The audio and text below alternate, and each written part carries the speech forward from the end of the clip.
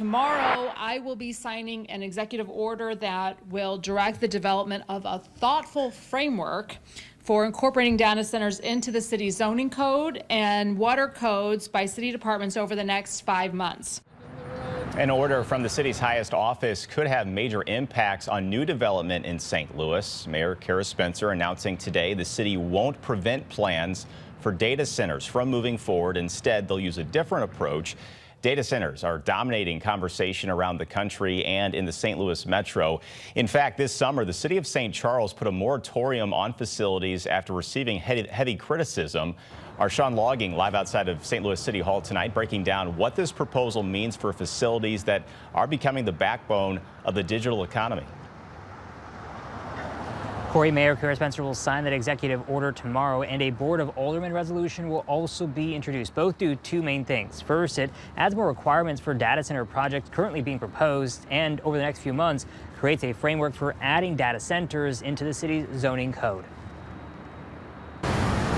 There's already at least a dozen data centers in the city of St. Louis, and developers are presenting plans for more. But these projects come with community concern. They raise the energy costs of folks that live around them for the profit of, AI development, big tech. And I'm not against all that, but I'm certainly for lower costs for everyone else. The Missouri Public Service Commission also addressing the energy use this month. The commission said Ameren's plan to create terms to provide power to data centers could cost existing customers $22 million. But rather than bringing data center projects to a halt, This is taking a thoughtful approach here.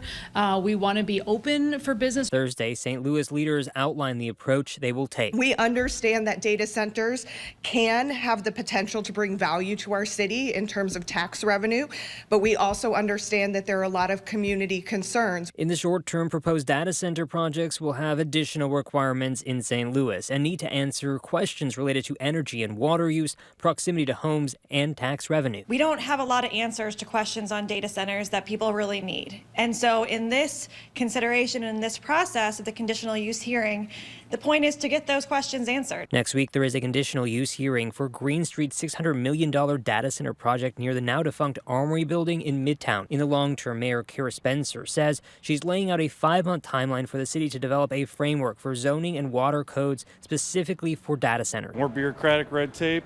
Generally, I'm anti-red tape, but if it's going to protect the citizens and keep costs lower for folks and their energy costs, I'm for it.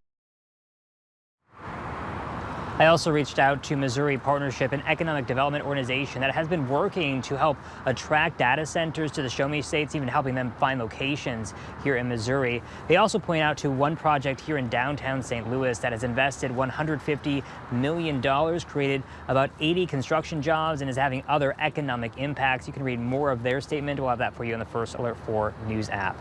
Live in downtown St. Louis, Sean Logging, First Alert 4. Sean, thank you. Let's stay in the city of St. Louis.